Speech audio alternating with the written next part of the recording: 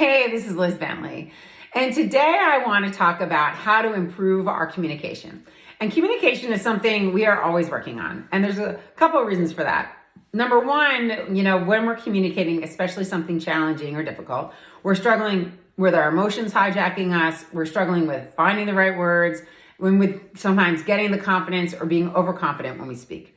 The second problem is that our audiences are often poor at listening because many people struggling with listening skills because number one, people listen in distraction. They come in and out of paying attention.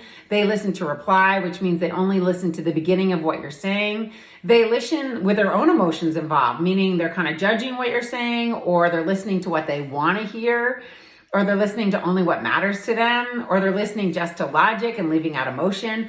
So, there's a lot going on when two people or multiple parties are communicating with each other. So here are some really good tips on how to communicate effectively and get your message across. Number one, think first. Think about what your agenda is. What is the point of this conversation and how do you want the person to leave? If I was to give them an exit interview after they leave your conversation, what would you want them to say to me? Okay? And then craft your messaging and your dialogue around how you want it to end. Second thing is make the first 10 words of the dialogue really impactful because a lot of people only listen to the beginning of the conversation and the beginning of the conversation sets the entire thing up. So if you start, for example, with I'm really upset, but you're not totally upset. You just upset about one thing, but you're happy about 10 other things. The only thing the listener heard was, you're really upset. Now it's okay to do that if that's your intention, but you want to be clear. If you say something like, I've got 3 questions, the listener knows to wait until they've heard all 3 questions. If you set the conversation up with unsurety, well, I've been thinking about this, but I'm not really sure. I'm wondering what direction we could go. I've been considering a couple of different choices. You're setting up the conversation that you don't know what you want. And you're open to collaboration or you're open to being told what to do. Okay? That's fine, again, if that's what you're looking for.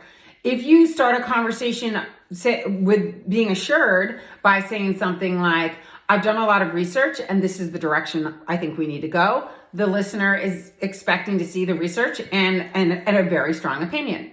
Okay. So just remember, once you set up your agenda, then pick those first 10 words to set the stage for what is going to come next and make sure those first 10 words really reflect what you're trying to say. Okay. Third tip is think about what kind of communicator you are. Are you strong in your communication? Do you speak loud? Are you more assertive? Do you use strong adjectives? Are you somebody who's soft, who speaks more quietly, who uses softer or more neutral adjectives, right? What side do you land on? Are you somewhere in the middle? And then figure out, depending on who you're talking to, where you need to index. Do you lean into the strength or do you lean into a more softer style? Okay? And consider that as you're approaching it.